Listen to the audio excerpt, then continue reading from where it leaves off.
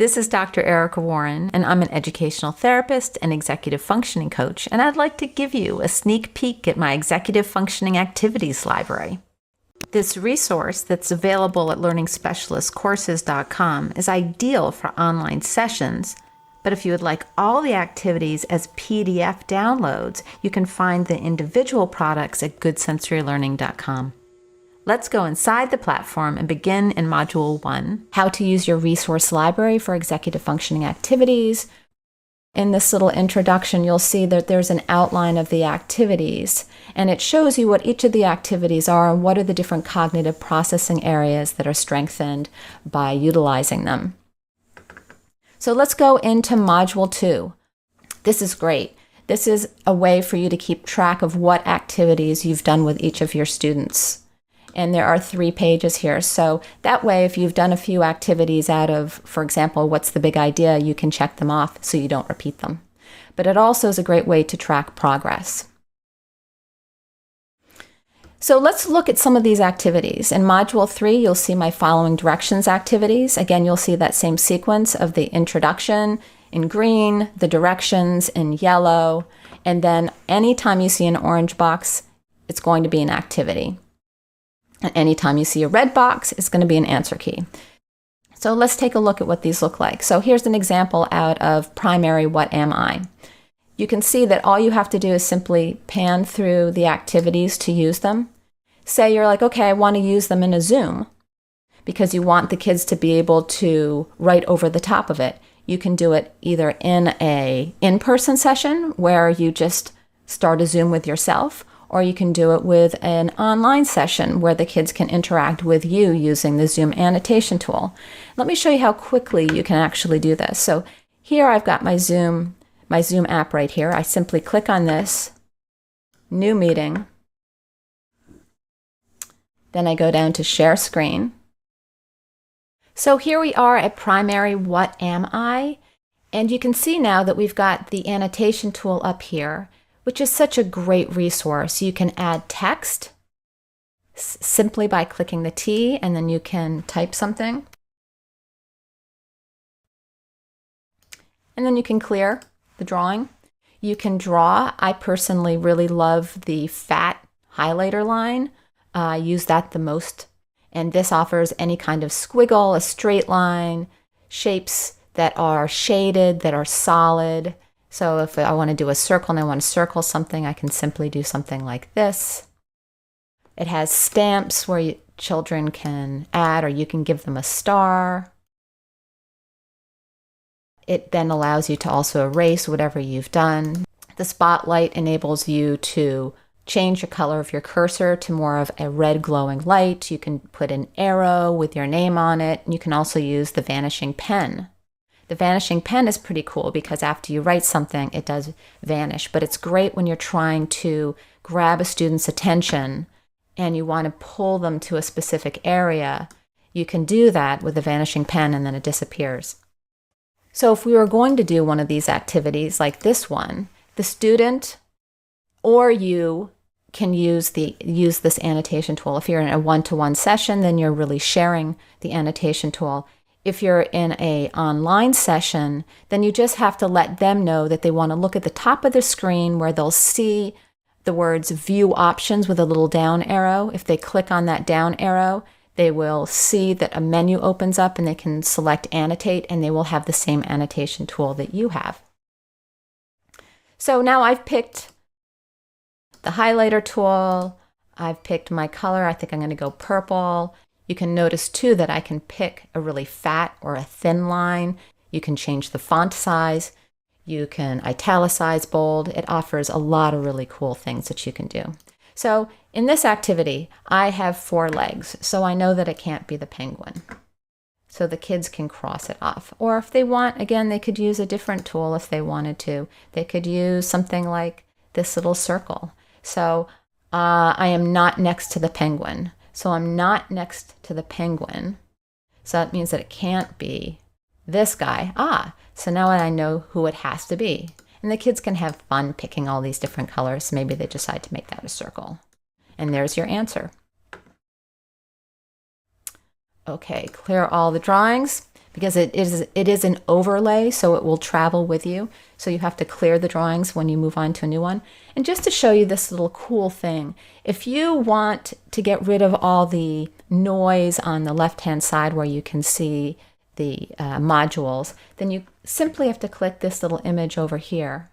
Let me turn off the annotation tool, and it will turn it into a full screen, so it erases that, or it just gets rid of it temporarily. You can also see that there are no discussions yet, but if you click here, it opens a discussion area. So if people have questions or they want to discuss something, you can access discussions about the activity. So let's look at some of the other ones. And here we've got Listen and Color. This is a coloring activity where they have to follow directions. Beginners following directions. We've got What Am I? We have Maze Travel. Oh no, this is another What Am I? It's intermediate. And then we've got Maze Travel where they follow directions to get through a maze. And this one does offer some answer keys that you can download. Let's look at Module 4. Module 4 offers all these activities. Specifically, they're working memory activities, but they're really executive functioning activities because they also work on inhibitory control and cognitive flexibility. The first one is Tell Me. That's a beginner's one. And you can see if we pan through it, it gives them activities to do. See how quickly you can name the color and the number, continue the pattern across row 1 and row 2.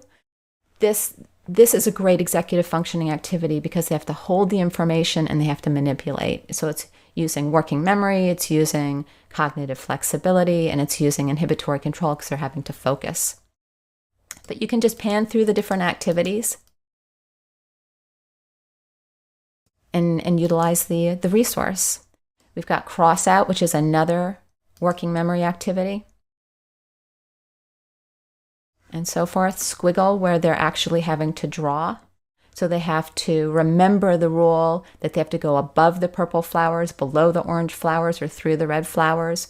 The students can do them multiple times and try to beat their time, so you can always use a timer.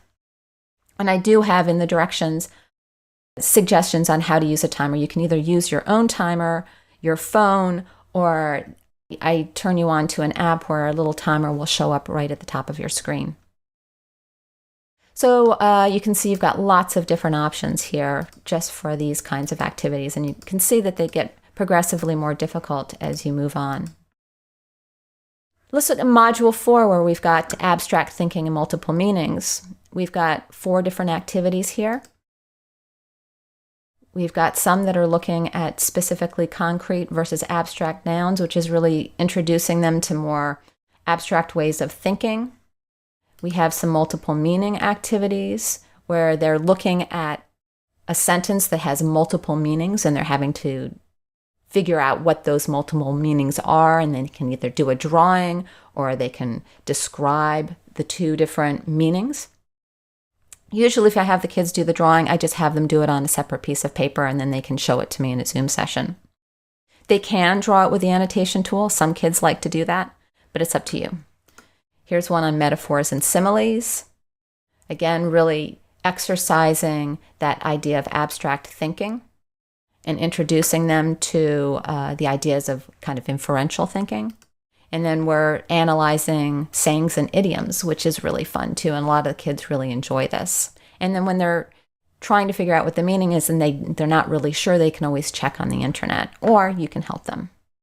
Let's go on to Module 6, where we've got Making Inferences. This has a whole slew of activities for developing this skill. And I like to, we'll go into this. As you can see, we have the green for the introduction, the yellow for the directions, and the orange for the activities. So here we look at advertisements. So I like to teach inferences through images first. It really gamifies it, and it's a lot of fun for the kids. So there are all sorts of really, really fun advertisements. But what I did is I tried to pick advertisements that were socially conscious. This whole particular publication is an inference itself to guide kids towards more healthy living. But you can see there are lots of different activities that you can do with them, and I find that my students really, really enjoy these. You can also go into, as soon as I really teach them through imagery, inferences, I start to go more into language, and we look at things like store names and product names. We look at things like slogans. We look at things like metaphors. Metaphors are a great inference, and we describe what that means.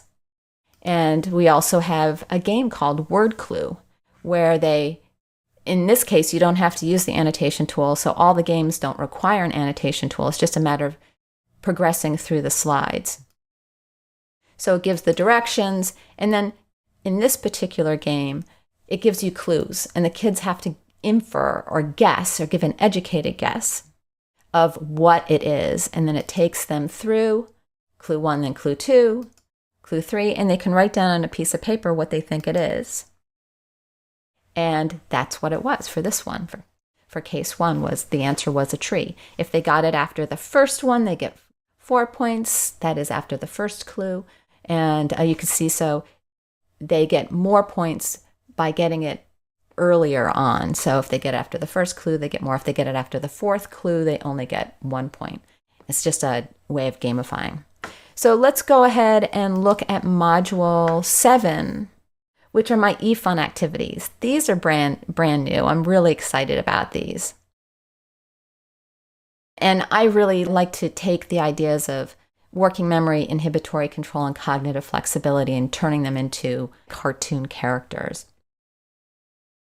So let's look at some of these activities. And these activities, again, tend to go across the different areas of executive functioning, but some of them focus a little bit more on working memory, or a little bit more on inhibitory control, or a little bit more on cognitive flexibility. And I think you'll recognize that as you go through the activities. But they're kind of fun and creative and engaging, and I'm finding that my students are really, really enjoying these activities. So sometimes they're just asking them very specific things of really developing that cognitive flexibilities. Can you think of 3 different ways this might have happened? And so we'll just pan through a few of these. But you can see there are lots of things. Sticky thoughts. Kids have sticky thoughts, and how to move through sticky thoughts and to be more cognitively flexible. But there are lots of different activities that the kids can do through here. And again, you can keep track of what activities they do by downloading the activity table. So let's move on to Module 8, visualization. I feel like visualization is such an important thing to teach students. And here they get to play the visualization game online. So they get the directions, they pick a strategy, and again, I won't go into great detail because you can read the directions. They look at the image, and then they have to try to visualize the image, so that after 60 seconds, they have to answer questions. There's always a little bit of a distractor, and then they answer the questions. And it really is helping to build visualization skills. We also have Memory Master. Memory Master is one of my personal favorite games because it really gets them to use all sorts of executive functioning skills, and it really kind of teaches them how to use their memory. So let's look at the beginners. First, they have to select what their memory challenge is, and this will make more sense when you read the directions. Then they have to go through the activity, repeat after me, share what you imagine or visualize in details, and then show it by acting it out. It brings in a lot of multisensory instruction too. We have distractors again, but it just walks you through the activities. All right, so the next one is, what's the big idea? Let's take a little look at that one. We'll look at intermediate. This is a really fun main idea in detail game. I really like it for executive functioning because it really gets kids to think about how to organize and categorize information. This tells you a little bit about how to play, but again, you can always go back to the directions. This way you just can show the kids, and it reminds you to do certain things like have a timer. Here, so it walks you through the steps. So they have a piece of paper, they write down what the category is, which is Halloween costumes in this case. They have 1 minute to write their main ideas. And again, I'm not really going deeply into the directions, but you'll understand it when you read the directions. And then they have 2 minutes to write their details under each main idea. And when that's up, you move on to the next screen and you add up your points. So now let's look at making connections. This is just a fun word puzzle game that I kind of threw in there because I like how it really gets kids to think critically and analytically about sequencing and how words work together. And this is, in this case, the kids just pop the words in there, but you can see that if there's a arrow, it has to be a compound word. So if I put in 1, I would put pop, and 2 would be corn. You see the arrow is pointing to the 2. That means that would represent the second part of the compound word. So it'd be popcorn. But again, you can go a little deeper into the directions to understand exactly how these work. And finally, we have a whole module on task cards. And I'm really excited about these task cards because it breaks it down into working memory, inhibitory control, and cognitive flexibility. It also breaks it from elementary to secondary. So you can see that, for example, it just gives you some things to talk about. Your inner voice can often be a bully. Can you think of some times in your life when your inner voice was mean to you or put you down? When does this happen? What does your inner voice say? It really offers discussion starters and gets kids to be more mindful and aware of the tools that they have, such as the inner voice or visualization. But you can see that that's very specific for working memory, but I have ones that are more specific for inhibitory control and cognitive flexibility. For example, share a time when you were helped or encouraged by another student. What did they do? How did that make you feel? Did it change your relationship with that person? It's really getting more into the being aware of their emotions and emotional regulation. And we have that going across, I guess we have 1, 2, 3, 4, 5, 6. But within each one of these, there are 20 slides. So you can see there's a lot of content here in this course. And I really hope you love it. I will be adding more content from time to time as I think of really cool ideas, because this is a resource that I use with my own students. And so when I think of new things, I just update it and I share it with everybody. So I hope you really love this resource, and I hope to get to know you on the inside.